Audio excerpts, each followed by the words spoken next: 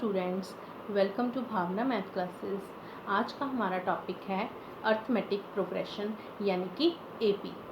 आज हम देखेंगे कि अर्थमेटिक प्रोग्रेशन होता क्या है, उसकी टर्म्स कैसे फाइंड आउट की जाती हैं, अगर टर्म दी हो तो नंबर कैसे फाइंड आउट किया जाता है, और उस रिलेटेड कुछ एग्जाम्पल्स भी हम देखेंगे।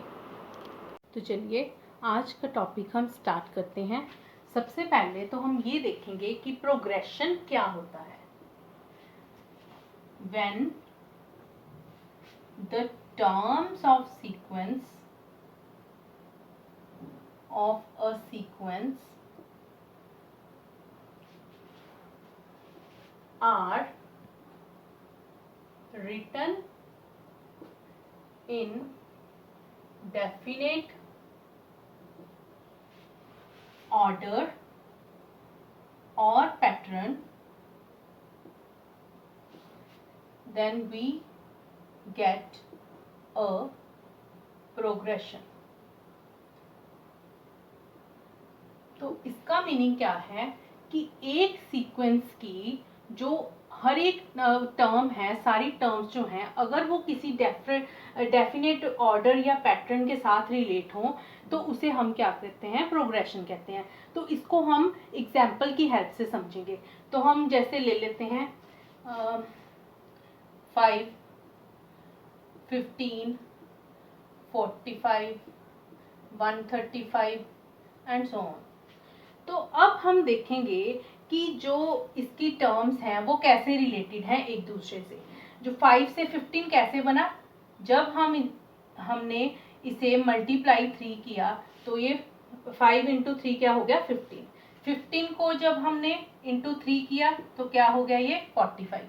फिर 45 को इंटू 3 किया तो क्या हो गया, ये 135। तो हमने इस सीक्वेंस में, ये हो गई एक सीक्वेंस, और अब ये जो सीक्वेंस है उसकी जो हर एक टर्म है, जो ये सारी टर्म्स हैं, वो कैसे रिलेटेड हैं एक दूसरे से। कौन सा कोई पैटर्न कोई फॉलो कर रही है। हाँ, तो पैटर्न फॉलो कर रही है और सेम पैटर्न फॉलो करना चाहिए। जैसे कि इंटू 3 इंटू 3 इंटू 3, जो हर एक टर्म है वो कैसे फाइंड आउट हो रही है, कैसे आ रही है हर एक टर्म इंटू 3 करके। मतलब जब हम अपने पीछे वाली टर्म को मल्टीप्लाई बाय 3 करेंगे तो हमारी जो है वो नेक्स्ट वाली टर्म आ रही है। तो ऐसे हम एक और सीक्वेंस ले लेंगे, जैसे कि 3, 7, 11, 15। अब हम देखेंगे कि ये कौन सा पैटर्न फॉलो कर रही है। तो हमने देखा कि अगर हम 3 में क्या +4 करें तो क्या 7 आएगा, तो 7 में +4 करें तो 11 आ जाएगा। इसमें +4 करें तो क्या है, 15 आ जाएगा। तो ये भी एक डेफिनेट पैटर्न जो फॉलो कर रही है, कोई ऑर्डर फॉलो कर रही है। ये कौन सा ऑर्डर फॉलो कर रही है, इसमें हम जो नेक्स्ट वाली टर्म जो है हम कैसे फाइंड आउट कर रहे हैं, +4 +4 +4 करके। अगर हमने 15 से आगे एक टर्म और निकाली है तो क्या करेंगे, +4 कर देंगे तो क्या आ जाएगा, 19 आ जाएगा। +4 करेंगे तो ये वाली 19 आ जाएगी, फिर +4 करेंगे तो नेक्स्ट वाली टर्म आ जाएगी। तो ऐसे ही अब हम एक और एग्जाम्पल ले लेते हैं, जैसे कि 2, 4, 7, 11, 16। ये हमने एग्जाम्पल ले ली। अब हम देखेंगे कि इसमें कौन सा कोई पैटर्न फॉलो हो रहा है या नहीं। कोई डेफिनेट, जो मतलब एक ही पैटर्न फॉलो होना चाहिए। जैसे इंटू 3, ऐसे नहीं कि यहाँ इंटू 3 हो गया, यहाँ इंटू 2 हो गया, यहाँ इंटू कुछ और हो गया, तो ऐसे नहीं चलेगा। तो इसमें क्या है, पहले हम +2 किया, फिर उसके बाद 4 से 7 कैसे बना, +3 हुआ, फिर इसके बाद हमने क्या किया, +4 किया। अब इसके बाद क्या किया, +5 किया, तो इसमें हमने +2 किया, इसमें हमने 3 किया प्लस, इसमें हमने 4 किया, इसमें हमने 5 प्लस किया, तो नेक्स्ट वाली टर्म आई। तो ये सीक्वेंस तो है, लेकिन ये एक प्रोग्रेशन नहीं है। प्रोग्रेशन क्या होता है, प्रोग्रेशन मीन्स कि एक डेफिनेट ऑर्डर या कोई डेफिनेट पैटर्न फॉलो करना चाहिए। मतलब कि जैसे सेम कोई लॉ लगता हो इसमें, और इसमें क्या है, सेम कोई लॉ लगता हो तो उसे क्या है, प्रोग्रेशन बोला जाता है। जैसे इसमें सेम क्या लॉ लग रहा है कि इसमें इंटू 3 किया, इसमें क्या है +4 +4 +4 किया, तो ये क्या हो गया, ये हो गई प्रोग्रेशन। ये दोनों तो हो गई प्रोग्रेशन, और ये क्या है,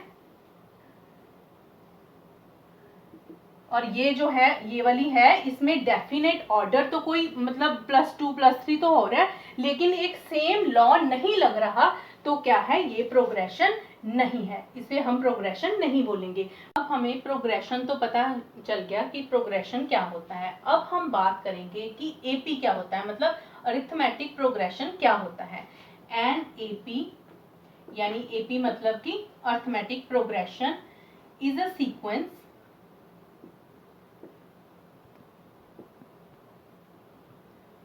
in which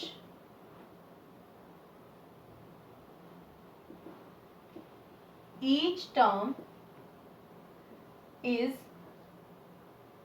obtained by adding certain number या और quantity to its previous term।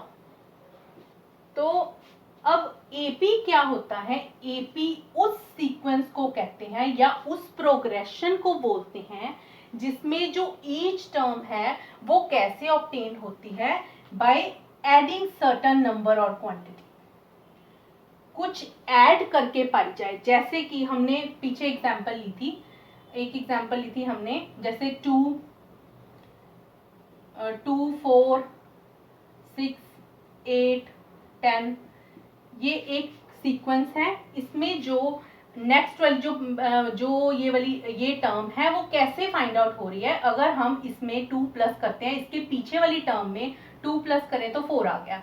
अब 6 कैसे ऑब्टेन होगा, कि जब हम इसकी पीछे वाली टर्म में क्या करेंगे, +2 करेंगे तो क्या है, हमारे पास 6 आ जाएगा। तो इसमें अगर +2 करेंगे तो 8 आ जाएगा। अब +2 किया तो क्या है, ये 10 आ जाएगा। तो ये हो गई हमारी अरिथमेटिक प्रोग्रेशन। तो जिसमें जब हमारी ईच टर्म जो है कुछ प्लस करके और या कुछ माइनस करके भी आए। जैसे हम एक और एग्जांपल ले लेते हैं, जैसे कि 30 27 24 21 18 ये ले लिया हमने। अब हम देखेंगे कि 30 के बाद 27 कैसे बना। इसमें जो पहले वाली टर्म है क्या किया हमने, इसमें -3 किया तो 27 आ गया। फिर 24 कैसे बना, -3 किया तो 24 आ गया। तो ये 21 कैसे बना, -3 किया तो 21 आ गया। फिर -3 किया तो क्या आ गया, हमारे पास 18 आ गया। तो इसमें क्या है, हमने क्या इसमें ऐड ऑन किया, हमने माइनस वाली जो क्वांटिटी कोई ऐड की है इसमें, मतलब -3 हमने 30 में ऐड कर दिया। 30 में हमने क्या ऐड किया, -3 ऐड किया, तो हमारे पास क्या आया, 27 आया। फिर 27 में हमने क्या ऐड ऑन किया, -3 ऐड ऑन किया, तो हमारे पास क्या आया, 24 आया।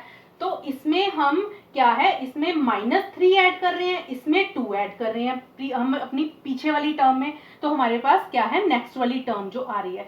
तो अब हमें ये पता चल गया कि अरिथमेटिक प्रोग्रेशन कौन सी प्रोग्रेशंस को बोलते हैं, जब हमारी जो ईच टर्म है, जो आगे वाली टर्म है, वो पिछली वाली टर्म में कुछ या तो ऐड करके आए या फिर कुछ सब्ट्रैक्ट करके आए। तो चाहे ऐड हो चाहे सब्ट्रैक्ट हो, हर एक टर्म जब हमारी सीक्वेंस की या सीरीज की हर एक टर्म कुछ नेक्स्ट वाली टर्म जो पीछे वाली टर्म में कुछ ऐड करके या सब्ट्रैक्ट करके आए तो उसे हम अरिथमेटिक प्रोग्रेशन कहेंगे। अब हम एक एग्जांपल लेंगे, जैसे 5 7 9 11 13, और एक दूसरी एग्जांपल भी ले लेते हैं साथ में, जैसे कि 0 -3 -6 -9।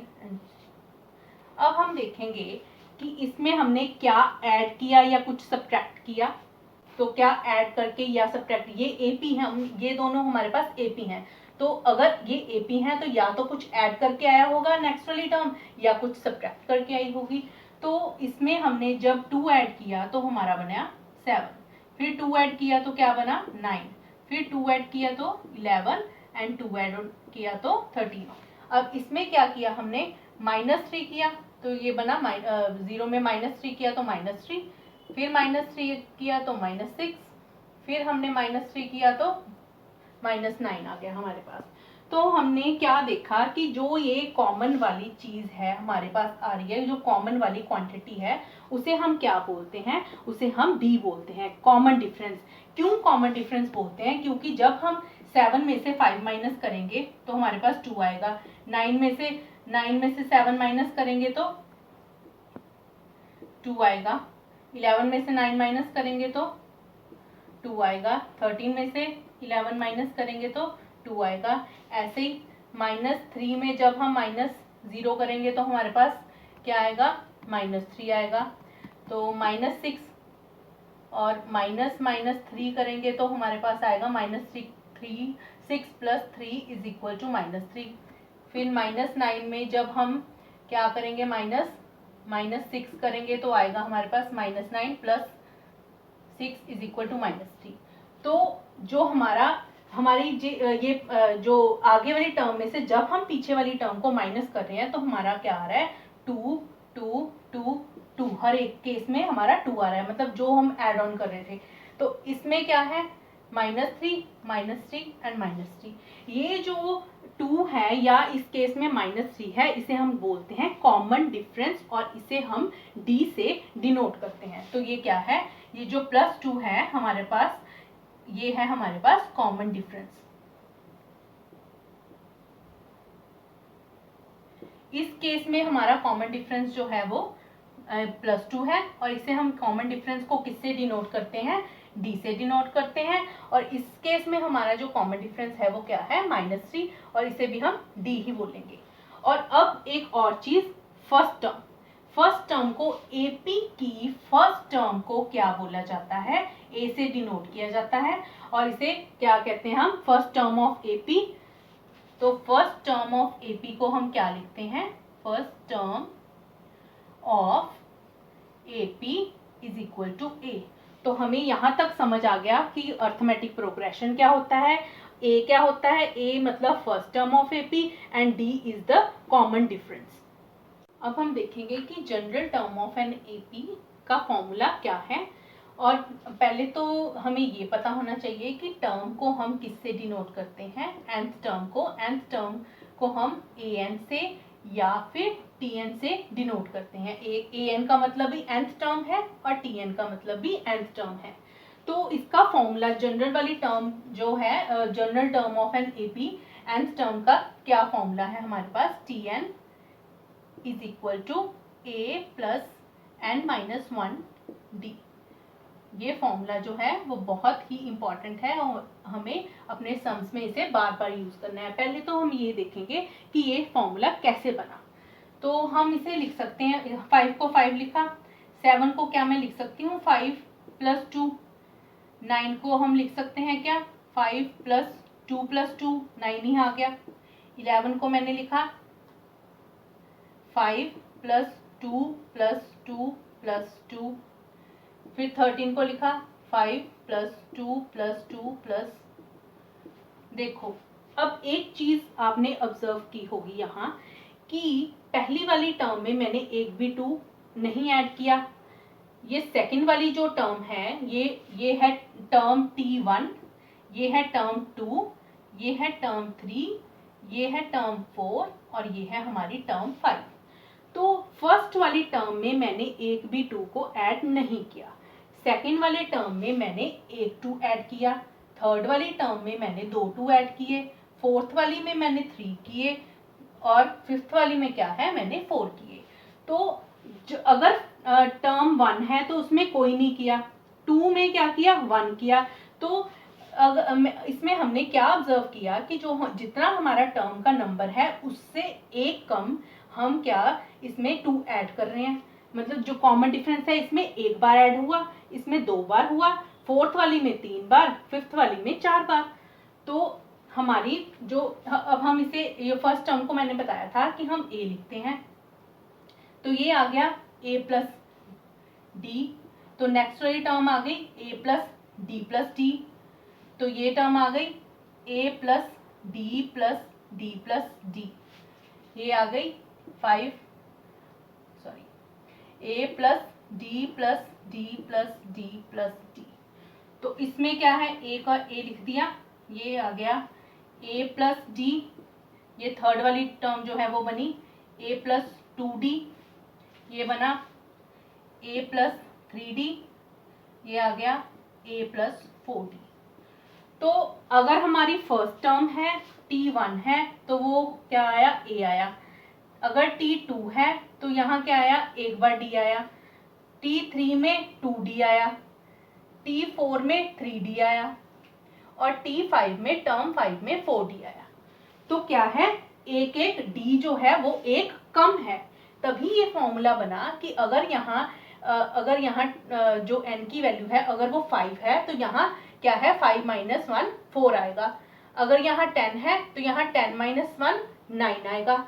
तो ये फॉर्मूला यहाँ से बना है कि जो अगर हमें कोई सी भी टर्म निकालनी है, चाहे हमें 99, 100, 1000 वाली टर्म निकालनी है, तो हमें क्या करना है, सिंपल इस फॉर्मूले में या तो पुट कर दो या हम सीधा भी लिख सकते हैं। अगर हमें ये वाला फॉर्मूला डिराइव करना आ गया है तो हम, अगर हमें जो 98 वाली टर्म हमें n हमारे पास 98th टर्म हमें निकालनी है तो हम क्या करेंगे, इससे एक कम d ऐड करेंगे, मतलब a प्लस जो हमारे पास फिर टर्म 98 आएगी वो क्या आएगी, a प्लस 97d, 98 में से 1 माइनस करके आ गया 97d।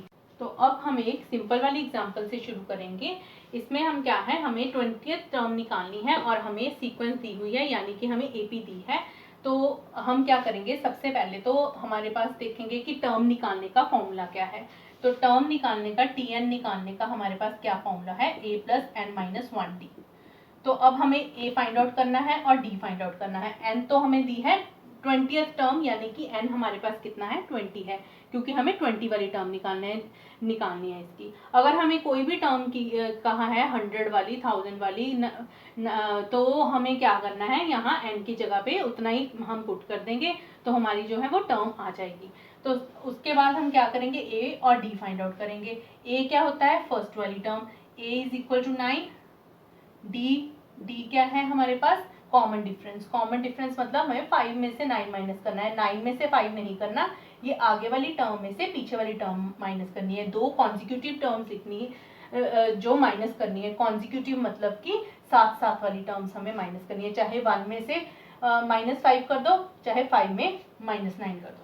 तो 5 - 9 इज इक्वल टू -4। तो अब n हमारे पास कितना है, कौन सी वाली टर्म हमें निकालनी है, 20 वाली टर्म निकालनी है।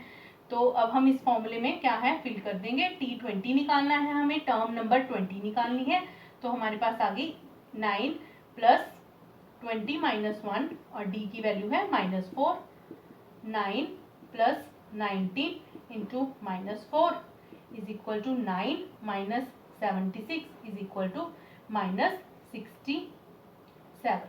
तो हमारे पास कितना आ गया, -67 हमारी क्या आ गई, 20th वाली टर्म आ गई हमारे पास। अब हमने देख लिया कि हमें टर्म कैसे फाइंड आउट करनी है। अब हम देखेंगे कि अगर हमें नंबर फाइंड आउट करना है तो वो कैसे फाइंड आउट करना है। नंबर मीन्स, ये क्वेश्चन में क्या है, find the number of all natural numbers between 20 and 80 which are divisible by 3। हमने इसमें क्या करना है, इसमें हमें फाइंड आउट करना है कि 20 और 80 के बीच में कितने नंबर्स हैं जो कि डिविजिबल बाय 3 हैं। सबसे पहले तो हम ये देखेंगे कि 20 के आगे वाला जो है वो 3 पे जो डिविजिबल हो रहा है वो नंबर कौन सा है। तो हमारे पास है 21, उसके बाद है 24, 27, बस 2-3 लिख लो और एक एंड वाला नंबर लिख लो कि 80 से पहले वाला नंबर कौन सा है जो डिविजिबल बाय 3 है। तो ये आ गया 78 जो है वो डिविजिबल बाय क्या है, 3 है। तो हमें ये नहीं करना कि हमें सारे नंबर लिख के उसे काउंट नहीं करना, तो उसे हमें फॉर्मूले में पुट करके कैसे इसका नंबर जो है वो फाइंड आउट करना है। हम क्या करेंगे, फिर वही टर्म वाला फॉर्मूला लगाएंगे, क्योंकि अब हमारे पास यहाँ a भी गिवन है, हम d भी निकाल लेंगे, फर्स्ट टर्म भी हमारे पास है, हम d भी फाइंड आउट कर लेंगे। और ये क्या है, ये हमें लास्ट वाली टर्म भी दी हुई है, तो हमारे पास क्या है, टर्म फाइंड आउट करके दी हुई है, हमें निकालना है कि इसका नंबर कितना है, ये कौन सी वाली टर्म है। अगर ये फर्स्ट टर्म है, ये सेकंड हो गई, ये थर्ड हो गई, तो जो इसका नंबर होगा उतने ही नंबर हो गए ना 20 और 80 के बीच में जो डिविजिबल बाय 3 है। ठीक है, तो हमें क्या करना है, सबसे पहले क्या लिखेंगे हम, a इज इक्वल टू 21, फिर हम d फाइंड आउट कर देंगे, d इज इक्वल टू 24 में से 21 माइनस करेंगे, 24 माइनस 21 इज इक्वल टू 3। तो हमारे पास जो टर्म निकालने का फॉर्मूला क्या था, tn is equal to a plus n minus 1 d। तो इसमें हमारे पास tn भी गिवन है, tn क्या है 78। हमें निकालना है कि ये 78 वाली जो टर्म है उसका नंबर कितना है। तो हमारे पास tn गिवन है 78, a हमारे पास 21 है और d हमारे पास क्या है 3 है। हम क्या करेंगे, n फाइंड आउट कर लेंगे। तो tn की जगह पे हम क्या फिल करेंगे, ये लास्ट टर्म, कि लास्ट टर्म जो है उसका नंबर कितना है, ये हमें फाइंड आउट करना है। तो यहाँ लास्ट टर्म फिल की, a आ गया 21 प्लस n माइनस डी आ गया 3। तो अब हम क्या करेंगे, इसे माइनस करेंगे, इधर जाके 78 minus 21 is equal to n minus 1 to 3। तो कितना आ गया 57 is equal to n minus 1 3। तो अब हमने जब इसे इधर 3 है ये डिवाइड किया तो कितना आया हमारे पास 57/3 is equal to n minus 1। तो 57 से डिवाइड करके कितना आ जाएगा, n minus 1 is equal to 19। तो n आ गया 19 प्लस 1 इज इक्वल टू 20। तो हमारा जो n फाइंड आउट हो गया, नंबर फाइंड आउट हो गया 20, कि जो ये 78 वाला जो 78 है वो 20th नंबर वाली टर्म है हमारी। तो हमारा ये 78 क्या है, T20 है। तो हमें पूछा गया था कि find out the number of all natural numbers, कि कितने नेचुरल नंबर हैं जो 20 और 80 के बीच में हैं जो डिविजिबल बाय 3 हैं। तो वो कितने नंबर्स हैं, वो 20 ऐसे नंबर्स हैं जो 20 और 80 के बीच में हैं और डिविजिबल बाय 3 हैं। अब हम एक एग्जाम्पल लेंगे, ऐसे सम्स ही हमें जो एग्जाम्स में आते हैं।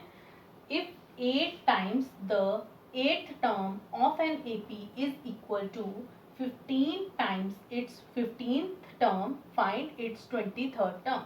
तो हमें क्या गिवन है, कहते 8 टाइम करो 8th टर्म का और वो इक्वल किसके है, 15 टाइम्स इट्स 15th टर्म। कहते 8th टर्म का 8 टाइम कर दें और 15th वाली टर्म का अगर हम 15 टाइम कर दें तो वो क्या है, इक्वल है। तो 8 टाइम किसका करना है, 8th टर्म यानी कि T8, एंड 15 टाइम किसका करना है, 15th वाली टर्म का यानी T15। तो हमें निकालना क्या है, 23rd वाली टर्म निकालनी है। सबसे पहले तो हम क्या करेंगे, जो हमें ये गिवन है कि 8th वाली टर्म का 8 टाइम कर दो और 15th वाली टर्म का 15 टाइम कर दो और उन्हें इक्वल कर लो। अब हम क्या करेंगे, यहाँ T8 और यहाँ T15 की वैल्यू पुट कर देंगे। T8 यानी कि a plus n minus 1 d, यानी यहाँ n की जगह क्या है 8 और यहाँ आ गया 15 into a plus 15 minus 1 d। अब क्या करेंगे, इसे सॉल्व कर लेंगे। 8 into a plus 7d is equal to 15 into a plus 14d। अब क्या करेंगे, इसे मल्टीप्लाई कर लेंगे। 8a plus 56d is equal to 15a plus 210d। तो अब क्या करेंगे, a को एक तरफ ले आएंगे, a वाली टर्म्स को, और d वाली को एक तरफ ले जाएंगे। 8a minus 15a is equal to 210d minus 56d। तो हमारे पास कितना आया -7a is equal to 156। 4D। तो हमारे पास आ गया A is equal to -154/7D, यानी इसको काट के आ गया 22, आ गया हमारे पास A is equal to -22D। तो हमारे पास क्या है, एक रिलेशन आ गया कि A की वैल्यू जो है वो किसके इक्वल है, -22D के। अब हम देखेंगे कि हमें फाइंड आउट क्या करना है। हमें फाइंड आउट करना है 23rd वाली टर्म। तो 23rd वाली टर्म जो है वो क्या है हमारे पास, T23 फाइंड आउट करना है। तो T23 क्या हो गया, A plus 23 minus 1D, A plus 22D। तो यहां से क्या करेंगे, हम A की वैल्यू यहां पुट कर देंगे। तो T23 आ गया हमारे पास, A की वैल्यू कितनी है, -22D प्लस 22D। तो ये कट के कितना आ गया, T23 इज इक्वल टू 0। तो हमें उन्होंने क्या फाइंड आउट करने के लिए बोला था, 23rd वाली टर्म फाइंड आउट करने के लिए बोला था, और हमारी 23rd वाली टर्म जो है वो क्या आ गई, 0 के इक्वल आ गई। अब हम एक और टाइप का सम देखेंगे। Find the 31st term of an AP whose 10th term is 38 and 16th term is 74। तो अब हमें इसमें फाइंड आउट क्या करना है, 31st वाली टर्म फाइंड आउट करनी है। और गिवन क्या क्या है, whose 10th term is 38, 10th वाली टर्म 38 के इक्वल है, और 16th वाली जो टर्म है वो 74 के इक्वल है। तो जो गिवन है पहले वो लिख लेंगे। तो हमारे पास T10 गिवन है 38, एंड दूसरा हमें क्या गिवन है, T16 इज इक्वल टू 74। तो T10 की वैल्यू क्या होती है, A प्लस 10 माइनस 1D यानी n-1D is equal to 38, A plus 9D is equal to 38, और यहाँ आ गया A plus 16 minus 1D is equal to 74, A plus 15D is equal to 74। तो हमारे पास अब ये दो इक्वेशंस बन गई, और अब हम क्या करेंगे, इन दो इक्वेशंस को सॉल्व करके A और D को फाइंड आउट कर लेंगे। तो हम अब इसे सॉल्व करेंगे। A plus 9D is equal to 38, A plus 15D is equal to 74।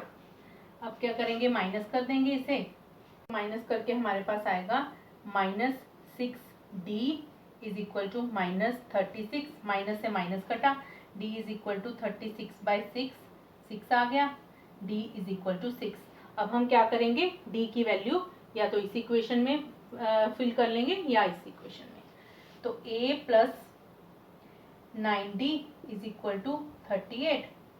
तो हमारे पास आ गया A प्लस, यहाँ D की जगह पे 6 is equal to 38, A plus 54 is equal to 38, A is equal to 38 minus 54, minus करके आ गया -16। तो हमारे पास D की वैल्यू भी आ गई और A की वैल्यू भी आ गई। अब हमें फाइंड आउट क्या करने के लिए बोला है, 31st टर्म। तो n तो हमें गिवन था, तो हमें किसकी जरूरत थी, 31st टर्म फाइंड आउट करने के लिए A और D की जरूरत थी। क्यों, क्योंकि जो T31 है वो किसके इक्वल होगा, A प्लस 31 माइनस 1D। तो हमें A और D की वैल्यू चाहिए थी। तो जो गिवन था हमारे पास, 10th वाली टर्म गिवन थी और 16th वाली टर्म गिवन थी। हमने 10th वाली टर्म से एक इक्वेशन बनाई, एक 16th वाली टर्म से इक्वेशन बनाई, दोनों को सॉल्व किया और A और D की हमारे पास वैल्यू आ गई। अब हम क्या करेंगे, A और D की वैल्यू को इसमें पुट कर देंगे। तो हमारा आया A -16, T31 is equal to -16 plus 30, D आया था 6। तो इसे सॉल्व करके आएगा -16 प्लस 180 आ गया 164। तो T31 हमें फाइंड आउट करना था और T31 हमारे पास क्या आ गया, 164। होप आपको AP की टर्म्स और टर्म्स कैसे फाइंड आउट करनी है और उसका नंबर कैसे फाइंड आउट करना है ये समझ में आ गया होगा। ये तो हो गया बेसिक। अब मेरी नेक्स्ट वीडियो में मैं आपको बताऊंगी कि सम ऑफ टर्म्स कैसे फाइंड आउट की जाती हैं, उसके रिलेटेड कुछ सम्स के बारे में बताऊंगी। मेरी वीडियो को लाइक और मेरे चैनल को सब्सक्राइब ज़रूर कीजिएगा। Thank you.